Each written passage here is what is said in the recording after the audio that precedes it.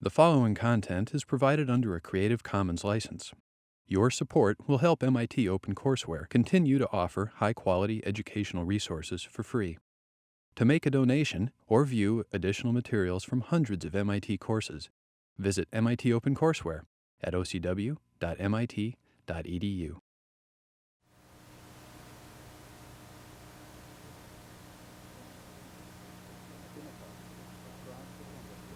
Skin effect describes the tendency for high-frequency currents to be near surfaces of conductors.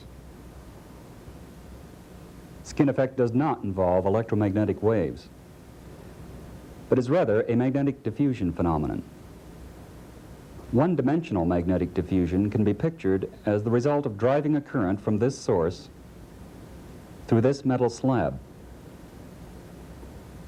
To make the current density and magnetic field intensity depend only on X,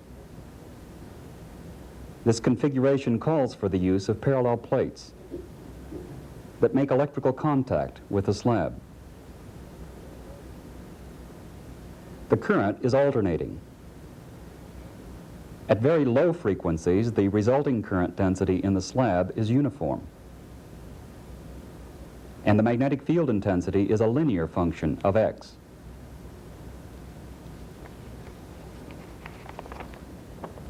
At low frequencies, the magnetic field falls from the current imposed by the source to zero at the insulating end.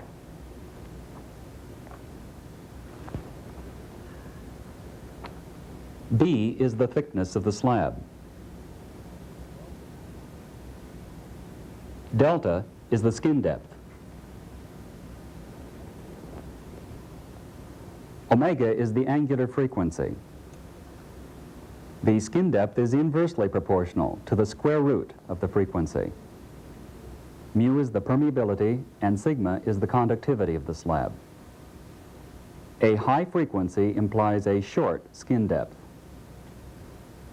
As the frequency is raised, so that the skin depth becomes shorter than the length of the slab, the field decay is more rapid than a linear decay.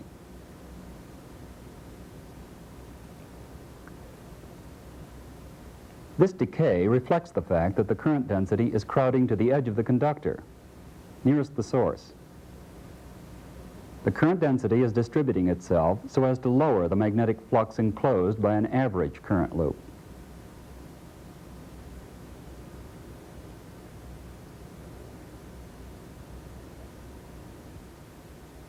To demonstrate this phenomenon, the slab is this section of aluminum. Rather than trying to find conducting sheets that are even more conducting than the aluminum, we extend this slab in the Y direction and make it the secondary of a transformer. Here's the transformer primary. Here's the transformer core. The aluminum is the secondary of a step-down transformer. In effect, the secondary is composed of one turn that is shorted on itself. We will use this transverse probe to measure the distribution of flux density.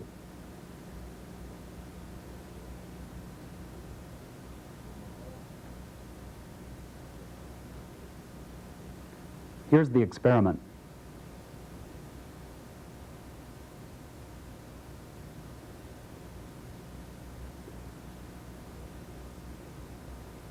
The section where essentially one-dimensional magnetic diffusion occurs is here.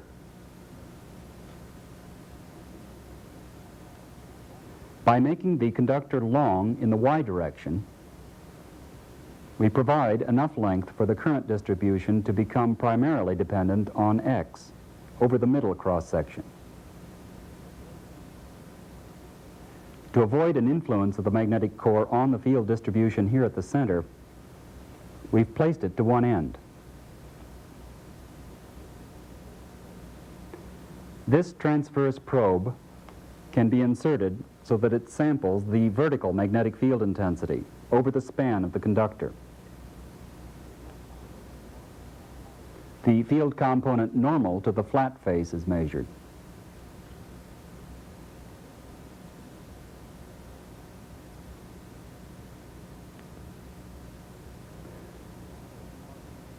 The slit is little more than large enough for the probe.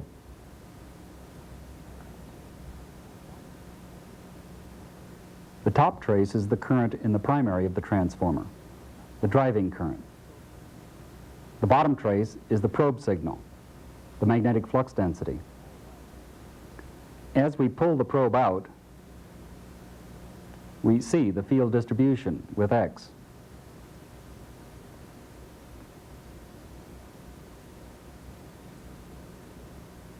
The frequency is 60 hertz.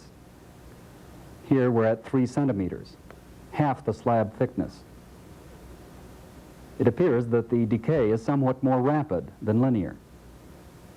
So it looks like the skin depth at 60 hertz is less than the thickness of the aluminum. Let's evaluate the skin depth in aluminum at 60 hertz.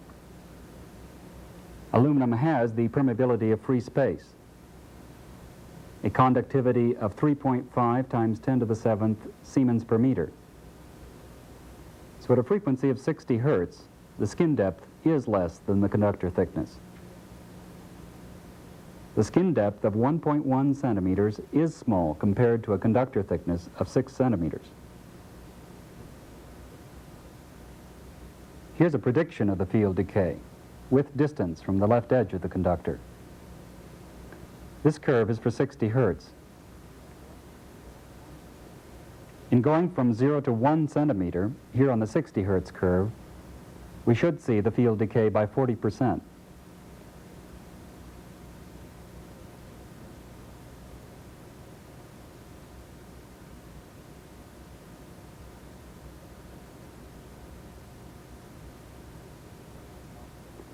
What we measure decays to about 50% of its original value.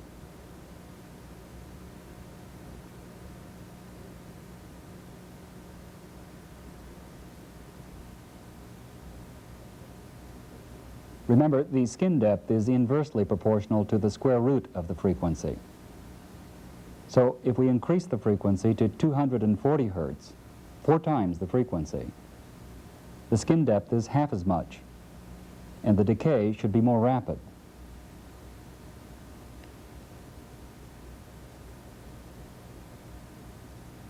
This is the decay at 60 hertz. Here we're at 1 centimeter. Here we're at 3 centimeters. Now, we raise the frequency to 240 hertz.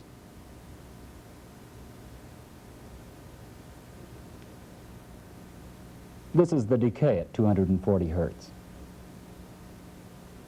1 centimeter, 3 centimeters. The decay at 1 centimeter and 240 hertz plots like this.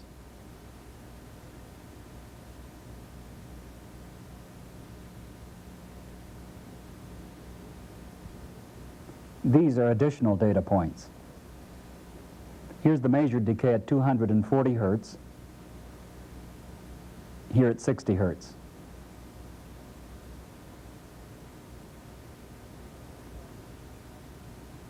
The discrepancy is probably due to the finite length of the aluminum in the direction of current circulation. Our one-dimensional theory strictly applies only where the currents have had sufficient development length.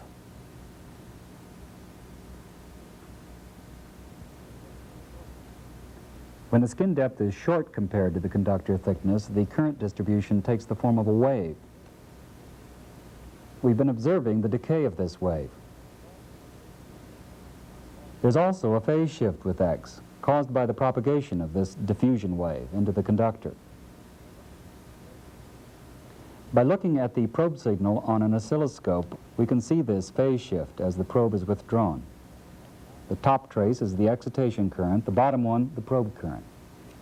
Sync to the excitation current. The frequency is 240 hertz. So as the probe is withdrawn, the field decays rapidly. To see the phase shift associated with the propagation, let's put the probe signal on top of the driving signal. Watch the position of a peak in the probe signal relative to that of the driving current as the probe is withdrawn.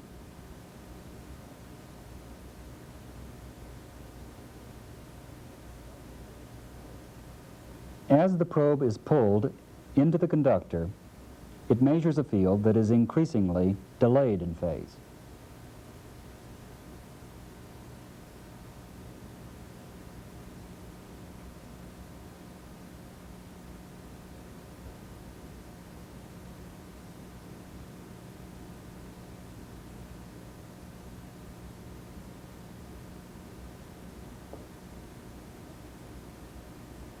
The magnitude of the magnetic diffusion wave decays exponentially into the conductor with a decay length that is the skin depth.